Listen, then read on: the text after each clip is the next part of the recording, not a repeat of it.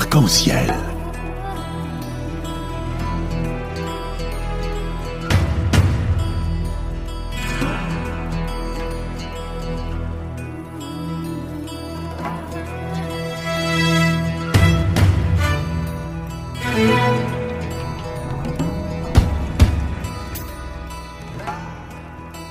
Arc-en-ciel, chaque dimanche, actualité, culture, économie, société et animation festive. Avec Abdelatif Arc-en-ciel, la chronique.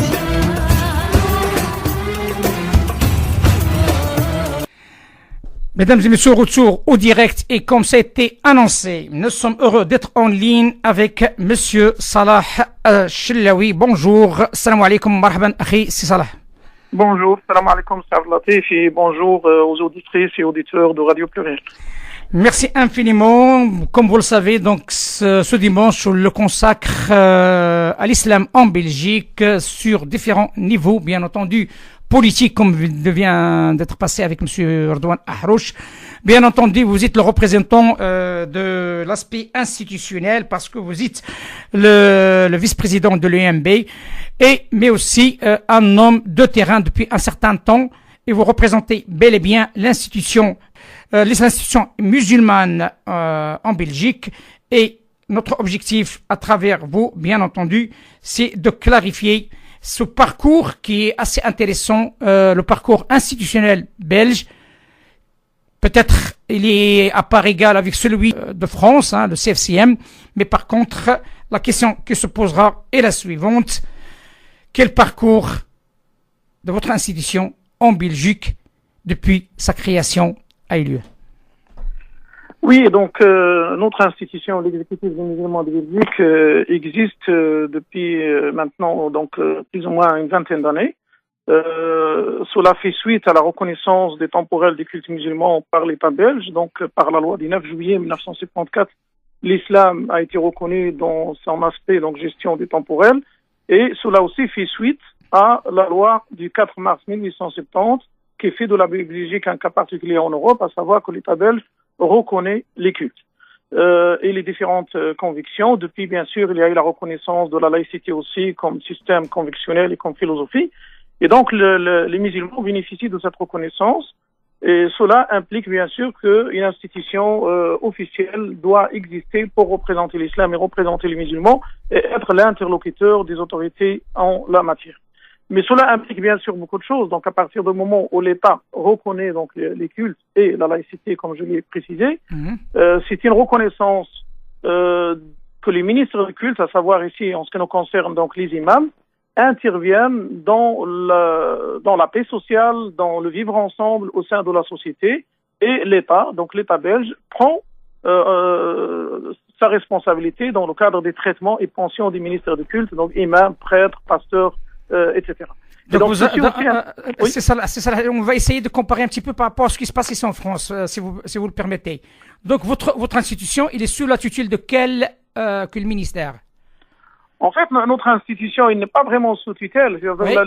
Oui, donc le ministère qui a la responsabilité des cultes et des relations avec les cultes et la laïcité, c'est le ministère de la Justice. Donc ce n'est pas comme en France où c'est le ministère de l'Intérieur. Exactement, c'est donc ce qu'on veut ici, savoir. Chez nous, ici chez nous, donc c'est le ministère de la Justice qui a justement cette tutelle, mais cette tutelle dans le respect de la séparation Église-État. Donc l'État n'intervient pas, et si tout ça c'est réglementé bien sûr par la Constitution, l'État n'intervient pas dans la désignation des ministères du culte, n'intervient pas dans les cultes, et les cultes bien sûr respectent aussi donc le monde politique et le champ politique. Il y a une relation d'équilibre donc entre les deux, il y a un respect bien sûr mutuel, et un respect de la loi. Donc l'État peut intervenir, par exemple, dans le cadre d'un culte, si ce culte-là, il s'avère qu'il ne respecte pas le cadre juridique et la loi. Donc notre relation avec les autorités passe à travers, bien sûr, le ministère de la Justice, mais pas seulement, parce que nous vivons dans un État fédéral. Donc la Belgique est un État fédéral, il y a plusieurs gouvernements régionaux, notamment ici on parle des gouvernements de la région wallonne, des gouvernements de la région bruxelloise et des gouvernements de la région flamande. Il y a des compétences au niveau des cultes qui reviennent à ces régions. Donc tout n'est pas... C'est-à-dire, un exemple si vous le permettez. Par exemple, ici, en ce qui concerne le traitement et les pensions des ministres de culte, donc des imams, cela relève du ministère de la Justice, donc de l'État fédéral. La reconnaissance des mosquées et des lieux de culte, en général, des églises, paroisses et mosquées, c'est de la compétence des régions. L'enseignement de la religion, donc islamique, catholique, orthodoxe, laïque, dépend des communautés. Donc communauté française, communauté flamande, communauté germanophone. Donc il y a différents centres de pouvoir et bien sûr, chaque centre de pouvoir a certaines compétences qui sont en lien avec les cultes. Et l'aspect financier? L'aspect financier du culte lui-même, donc l'aspect financier pour le fonctionnement du culte, ça vient de l'État fédéral. Mais ceci dit, donc, comme j'ai parlé ici des différentes compétences, lorsqu'on prend le cas des mosquées, lorsque les mosquées sont reconnues, le financement des mosquées vient des régions. Donc, il ne vient pas de l'État fédéral. Ce sont les gouvernements régionaux qui prennent en charge le financement des lieux de culte. L'enseignement qui est organisé dans les écoles officielles publiques, est pris en charge par les différents ministres de l'enseignement qui appartiennent à des communautés linguistiques différentes. Et donc, c'est le fonctionnement de l'organe chef de culte, donc de l'exécutif des musulmans de Belgique, le traitement des ministres du culte, les pensions des ministres du culte, les conseillers musulmans dans les prisons et dans les hôpitaux ou dans les forces armées qui est pris en charge par l'État fédéral. Donc, en aucun cas, il y a une implication étrangère pour le financement, par exemple, des mosquées ou autres. En ce qui concerne en tout cas les mosquées reconnues qui relèvent de l'autorité du culte, donc de l'exécutif des musulmans de Belgique, il n'y a pas d'intervention financière donc des États. Oui. Maintenant, il se peut que certaines mosquées, soit pour s'agrandir ou pour acheter des terrains ou pour faire des travaux, recourent à des financements de quelques fondations donc étrangères. Mais nous avons fait une déclaration commune il y a quelques mois avec le gouvernement fédéral et les différents représentants du culte et de la laïcité pour justement surveiller donc ces flux financiers pour qu'il y ait une certaine transparence. Et au cas où il y aurait par exemple un apport financier de l'une ou l'autre fondation en dehors de la Belgique, cela ne doit pas influer donc sur l'indépendance et l'autonomie de la communauté religieuse, de la mosquée ou des adeptes donc de telle ou telle mosquée. Donc ça c'est la responsabilité bien sûr des cultes et des institutions de faire attention à cela et de surveiller justement s'il y a des flux financiers. Et je vous rappelle ici que lorsqu'on parle de flux financiers, l'organe chef de culte musulman, donc l'exécutif des musulmans de Belgique, ne reçoit aucun centre de l'étranger, son financement est belge et dépend uniquement donc de l'État fédéral et des gouvernements donc régionaux et communautaires. Bien entendu, là on parle d'une institution, mais la traçabilité, moi, ma question elle était un petit peu plus précise. C'est vrai, c'est bien cadrer les choses, mais oui. C'est ça, parce que là on le vit ailleurs, hein, donc il y a des financements qui viennent d'autres pays, hein, ici en France, ailleurs. Donc il y avait un problème de traçabilité, et là on est dans le flou. Donc moralité de l'histoire, en Belgique, il n'y a pas ce problème ou bien ce problématique vu que l'État belge peut intervenir à tout moment par rapport à la traçabilité de ces fonds qui peuvent venir pour aider la construction d'une mosquée ou autre. Oui, avant, donc c'est-à-dire qu'il faut parler de deux périodes, hein, donc avant et après. Donc avant, effectivement, il y avait un problème de traçabilité et maintenant, il y a un contrôle justement des flux financiers par l'État fédéral. Et les organes chefs de culte doivent jouer leur rôle en ce qui concerne les communautés religieuses liées aux mosquées. Depuis quand? Il y a cette deuxième étape. Ça, c'est depuis les attentats de 2016. Donc, il y a une évolution justement dans ce sens-là. Donc, il y a une volonté politique d'aller vers un contrôle plus strict donc de ces flux financiers et une volonté aussi des différents organes chefs de culte et représentants institutionnels des différentes communautés religieuses pour aller aussi dans ce sens-là. Comme vous l'avez bien dit, votre organisation, votre institution, l'EMB, donc l'exécutif des musulmans de Belgique, joue un rôle d'intermédiaire de taille. Comment fonctionne-t-il vis-à-vis des musulmans? Est-ce que c'est le cas, par exemple, l'annonce de l'Eid?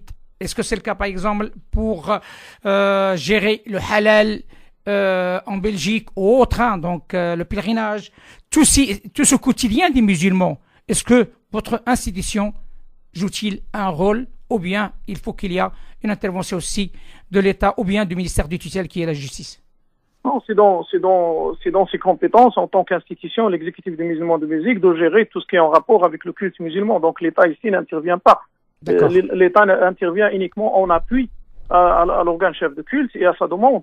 Donc l'État ne peut pas s'ingérer, et ça c'est clair, et donc il y a une séparation assez nette dans notre constitution, donc la constitution belge, mais l'exécutif des musulmans de Belgique, bien sûr, joue son rôle dans ce domaine, donc à savoir le contrôle de tout ce qui est relatif, par exemple, au halal. Donc nous ne certifions pas le halal. L'exécutif des musulmans de Belgique n'a pas encore pris cela en charge, malgré que ça ça relève bien sûr de ses compétences, mais toutes les personnes qui travaillent dans ce secteur ont besoin d'avoir un certificat d'autorisation de l'exécutif du musulman de Belgique, qui est le seul organe. Existe-t-il aujourd'hui d'autres organismes qui donnent cette certification en Belgique? Il n'y a pas d'organisme qui donne cette certification. Donc, ce que nous donnons ici, c'est des certificats pour les personnes qui interviennent dans le cadre de l'abattage. Ouais. Alors, il y a sur toute une série d'associations aussi qui travaillent dans ce domaine. Et c'est en lien aussi avec ce qui se passe en France. Quand on parcourt ici les marchés, on trouve beaucoup de produits halal certifiés donc en France. Donc, le marché halal lui-même n'est pas tout à fait encore cadré ou encadré par l'organe chef de culte musulman. Parce que cela nécessite justement beaucoup de travail pour pouvoir fédérer ce cadre-là. Et puis bon, il y a quelques obstacles, notamment ici avec le vote des lois dernièrement sur l'abattage avec étourdissement, qui va rentrer en application donc à partir du 1er janvier 2019 dans la région flamande et qui rentrera en application à partir du 1er septembre 2019 du côté de la région wallonne. Notre organe, l'exécutif du musulman de Belgique, avec un ensemble d'institutions musulmanes, a introduit un recours devant la Cour constitutionnelle. Donc nous attendons que la Cour se prononce sur cette question-là. Donc donnera-t-il ou pas raison donc aux musulmans, et donc en fonction de ça, bien sûr, nous nous prononcerons sur la suite de la gestion donc de ce secteur, donc le secteur halal. Et le pèlerinage? Le pèlerinage à la Mecque, l'exécutif ne s'en occupe pas. Donc nous ne voulons pas justement rentrer pour l'instant, en tout cas dans ce domaine-là, avant c'est ça là, s'il vous plaît, parce que là on sait pertinemment il y a un grand nombre de musulmans qui se trouvent en Belgique. Bien. Oui, bien sûr. Et quand on dit comme quoi l'institution ne s'en occupe pas, parce qu'il y a soit des problèmes de loi ou autres, hein. Mais sur le quotidien jusqu'à maintenant, comment ça se passe sur le terrain, sur le réel? Est-ce que les musulmans des Belges mangent-ils halal? Est-ce qu'il y a des associations par-ci par-là qui gèrent le pèlerinage? Donc, est-ce que c'est un terrain qui est encore vide quelque part en termes de gestion? Non, il n'est pas. C'est pas un terrain vide. Hein. Quand je dis qu'on ne s'occupe pas directement, ceci ne veut pas dire qu'il y a un vide. Donc, il y a des associations. Il y a des associations qui sont connues par notre institution, donc qui s'occupent des pèlerinages, mais nous n'avons pas encore bien organisé donc ce secteur de pèlerinage. Concernant le halal, personne ne peut intervenir au niveau de l'abattage sans avoir un certificat de l'organe certifié, à savoir l'exécutif du musulman de Belgique. Donc nous avons des liens étroits avec les différents abattoirs. C'est légal, il y a des décrets, il y a des lois qui réglementent donc ceci. L'exécutif du musulman de Belgique, c'est la seule autorité, le seul organe qui est compétent pour certifier les personnes justement qui peuvent intervenir dans ce secteur. Donc les musulmans bien sûr mangent halal là où le halal est mentionné. Et donc mais la certification elle-même, la certification halal ne dépend pas de l'exécutif. Nous ne mettons pas un café sur le halal. Ce qui ne veut pas dire que c'est un secteur qui doit rester comme ça. Donc l'exécutif travaille pour arriver justement à réglementer dans ce problème-là. Mais comme je vous l'ai dit, il y a énormément de difficultés, notamment concernant l'évolution des lois qui impose donc l'étourdissement, et on va voir justement au-delà de décembre 2018, lorsque la Cour constitutionnelle se prononcera, comment peut-on agir, comment peut-on gérer donc cette affaire.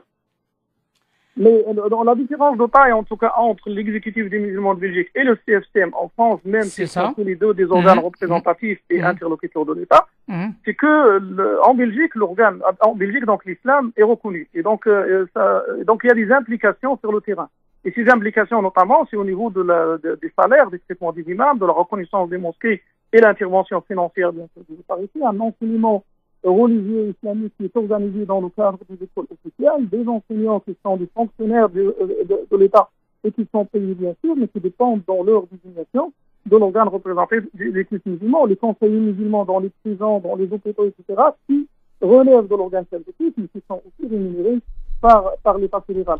Donc tout cela, donc il y a tout des chantiers qui n'existent pas en France, parce que bon, en France on ne reconnaît pas les mosquées, en France on ne reconnaît pas les cultes, en France on n'intervient pas dans le financement des cultes, donc ce n'est pas tout à fait comparable. Oui, puis, là, je crois que vous avez entendu cette déclaration de M. le Président de la République, comme quoi il va mettre d'ici peu les jalons de l'islam de France, mais aussi il y a un rapport qui a eu lieu, hein, donc le rapport de l'Institut Montaigne par l'intermédiaire de M. El Karoui. Je crois si vous avez pu voilà. Bien sûr, oui.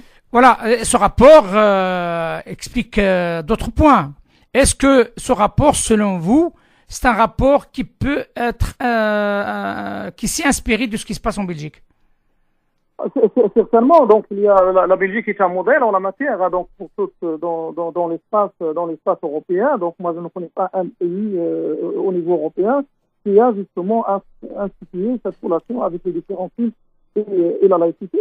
Donc il y a certainement bien sûr une inspiration de ce modèle ou cet exemple, mais je pense que le rapport prend en considération le contexte français, la spécificité de la France, la spécificité de la République française, donc le fait qu'on est dans un État laïque. Donc on ne peut pas copier-coller un modèle. La Belgique n'est pas la France. Et je pense que cette particularité de la France, en tout cas, sera respectée et doit être respectée, mais il appartient aux musulmans eux-mêmes de s'organiser. Donc ici, en ce qui nous concerne ici, en tout cas en Belgique, l'État n'intervient pas dans l'organisation des cultes musulmans. L'État demande aux musulmans de s'organiser et l'État intervient pour financer, pour soutenir cette organisation-là, parce que sinon il va y avoir une ingérence. Donc le culte musulman est traité sur le même pied d'égalité que les autres cultes.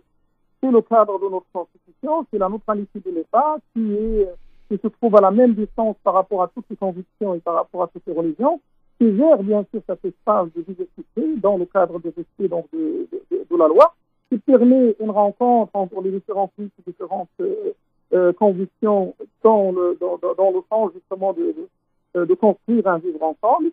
C'est de rappeler par exemple qu'après les attentats, donc nous n'avons pas réagi en tant que musulmans contre d'autres, contre des non-musulmans, mais nous avons réagi ensemble, donc tous les citoyens de cette société, quelles que soient nos convictions et quelles que soient nos croyances, et qu'on soit croyants ou pas croyants, ainsi que les hommes politiques, dans le même sens, pour justement dire non à l'obscurantisme, non à la barbarie, non à la polarisation, non au racisme. Oui, justement, sur ce point-ci, parce qu'il me reste deux questions, si vous le permettez. Donc, oui. Il y a ce point de la radicalisation.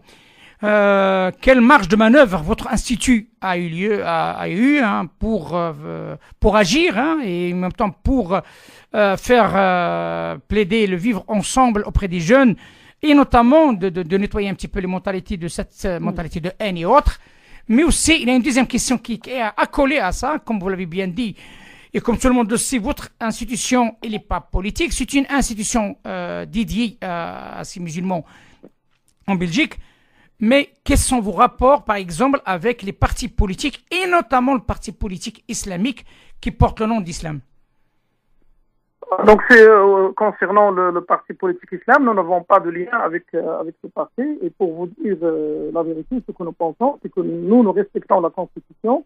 Et en ce qui nous concerne, donc, un parti politique ne peut pas se baser donc, sur des règles religieuses, sur une religion. Donc, il y a une sécularisation dans notre pays. Il y a une liberté, bien sûr, de créer les partis, mais on ne peut pas fonder un parti sur des principes religieux. On peut se référer à des valeurs venant de telle ou telle religion, comme c'est le cas, par exemple, du CDA, qui est un parti humaniste catholique, et CDMV, le côté néerlandophone, qui est un parti catholique, qui s'inspire donc au niveau des valeurs de sa religion. Donc cela n'est pas interdit.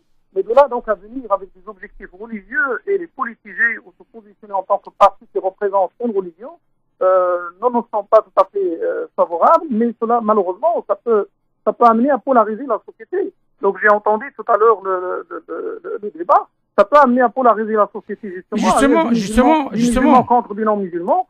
Et alors que nous travaillons ici en tant que citoyens, donc quelles que soient nos convictions et quelles que soient nos identités, donc ici nous travaillons donc main dans la main. Dans l'intérêt donc de notre société. L'État fédéral a créé par exemple le Conseil fédéral des cultes et de la laïcité qui est présidé par le Premier ministre. On se rencontre 2 fois par an minimum.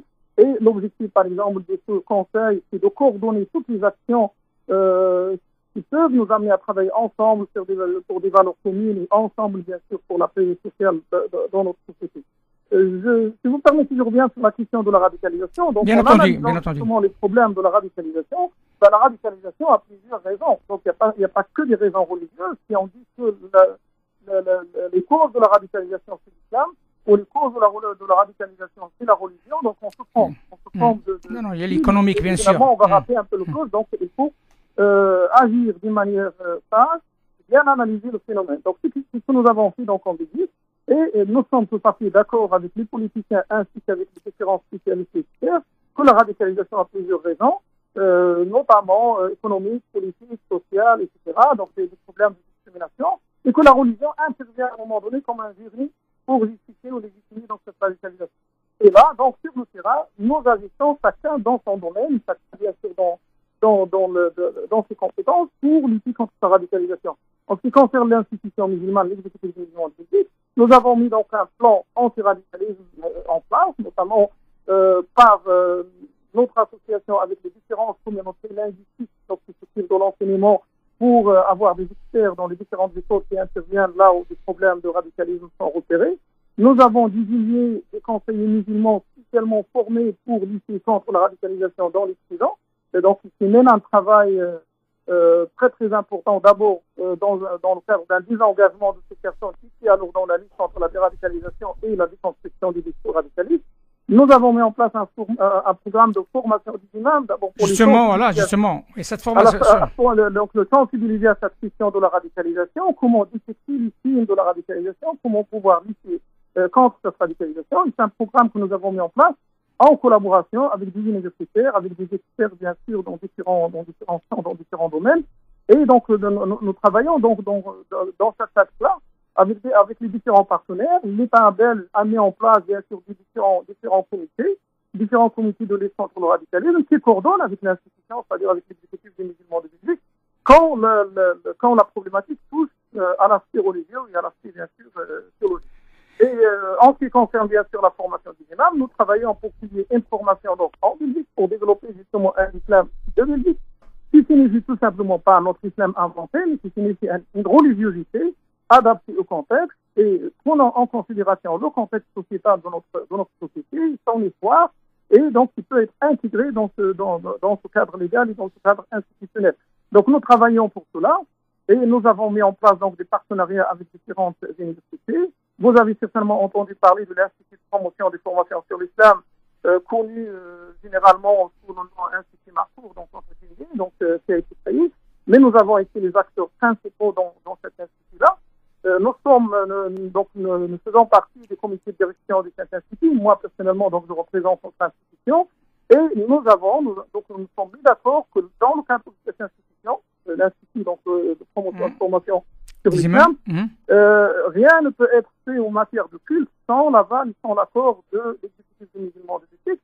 Et il faut ici, donc, contrairement à ce qui est répandu comme rumeur, donc cet institut n'a pas vocation de former des imams. C'est un institut qui a comme objectif de promouvoir, de financer, de soutenir des formations sur l'islam. Et c'est en communauté française, c'est-à-dire dans la partie francophone du pays, parce que dans la partie néerlandophone, dans la partie flamande, il n'y a pas vraiment besoin de cet institut-là. Les universités, les hautes écoles sont libres de mettre en place des partenariats. Donc il y a un vide à combler dans le parti francophone. Il y a un vide à combler dans la partie francophone parce que si vous voulez mettre en place une formation académique qui sera reconnue donc au niveau académique, vous êtes obligé du côté francophone d'avoir l'aval et l'accord donc de l'ARES. l'ARES c'est l'Académie de recherche d'enseignement supérieur. Et cette ARES regroupe les différents représentants des universités que nous allons retrouver dans cet institut dans lequel se retrouve aussi l'exécutif avec l'ARES. Et c'est dans ce cadre-là que nous discutons, que nous mettons en place à l'avenir, donc bien sûr, des formations sur l'islam, des formations qui seront diplômantes. Du côté néerlandophone, nous avons établi directement des liens avec les hautes écoles et les universités. Il y a une dizaine de partenariats pour former les professeurs de religion, que ce soit dans les hautes écoles ou dans le cadre universitaire. Et nous travaillons donc d'arrache-pied avec le soutien de l'État fédéral et en collaborant bien sûr avec les différents gouvernements régionaux pour qu'un institut de formation des imams voit le jour donc cette prochaine. Ce qui fait plaisir, c'est que simplement après vous, là, nous aurons le plaisir de recevoir M. Redouane Attia, Attia qui va diriger cet institut, comme vous l'avez bien dit, côté francophone. De la formation des imams. Et ce qui est important de cette affaire, parce que ce qui nous interpelle un petit peu ici, c'est que vous avez donné la parole et vous avez donné l'opportunité à des jeunes Belges, musulmans, à gérer et à prendre leur destin en main par eux-mêmes. Et ça, c'est quelque chose qui me touche à titre personnel. C'est important parce que l'avenir nous appartient, donc la jeunesse. Donc et justement, c'est quelque chose qui me touche à titre personnel. Je vous cache pas la vérité. C'est un point qui est vraiment très positif pour vous. C'est-à-dire, les musulmans devront s'autogérer par des jeunes musulmans, des jeunes femmes musulmanes aussi. Pourquoi pas, pour que l'islam vivra en paix comme les autres religions. Voilà. Et donc justement, dans ce cadre-là, peut-être, si vous permettez, je vous en prie, allez-y. Donc nous avons mis en place tout un corps de prédicatrices et de théologiennes, qui nouveau donc en Belgique, qui seront aussi rémunérés donc par l'État fédéral, mais sous la responsabilité de l'exécutif du musulman de Belgique, pour ouvrir ce champ religieux aux femmes, parce que jusqu'à maintenant, donc il appartient aux hommes, et nous sommes donc en voie de réforme de notre conseil des théologiens, dans le but justement d'intégrer donc les femmes aussi comme théologiens dans ce conseil et d'intégrer des jeunes universitaires comme experts au sein de ce conseil-là, pour que justement le conseil des théologiens qui est attaché à l'exécutif des musulmans de Belgique et qui traite des questions religieuses soit le plus compétent possible et soit le plus averti possible, bien sûr, des questions sociétales.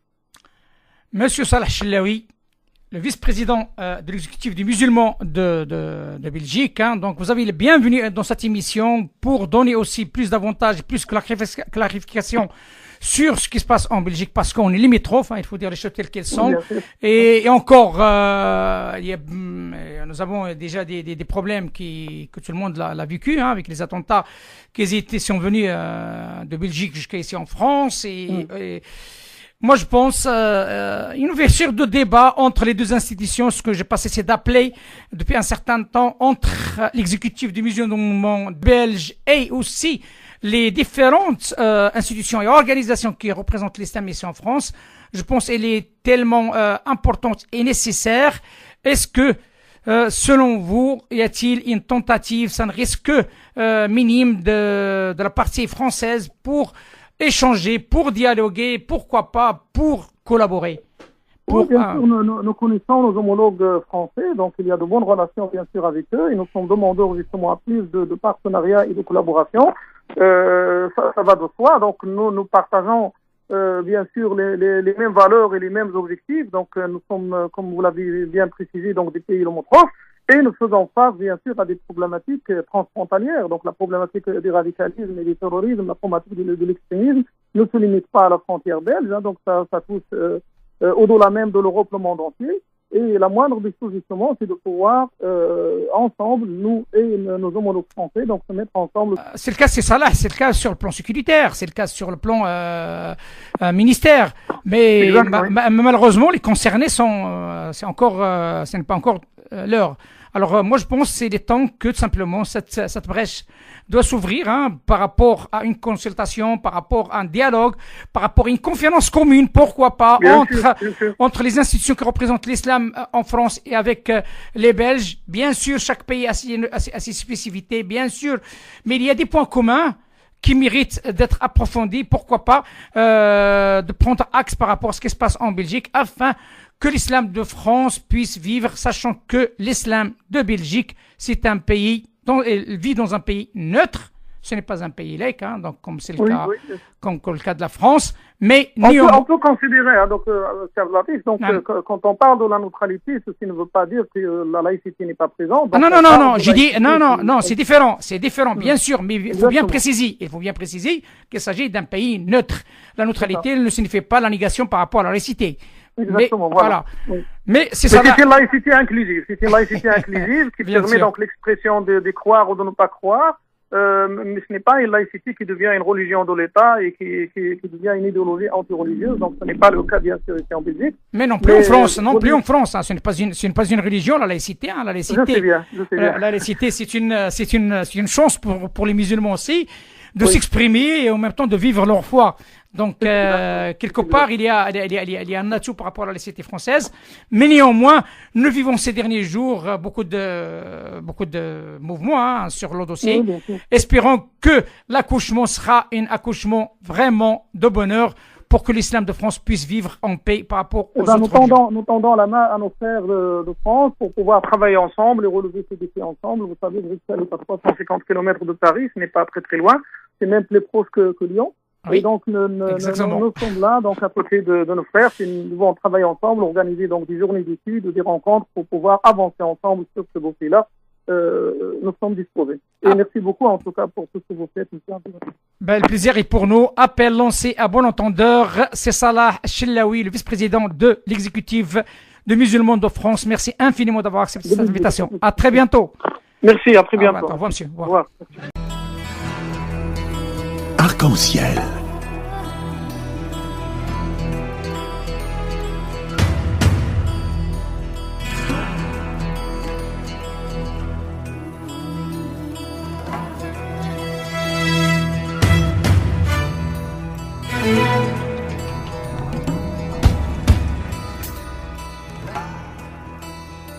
Arc-en-Ciel, chaque dimanche, actualité, culture, économie, société et animation festive.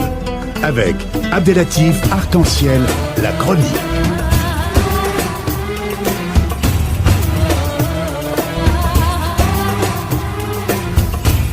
Arc-en-Ciel, un fait.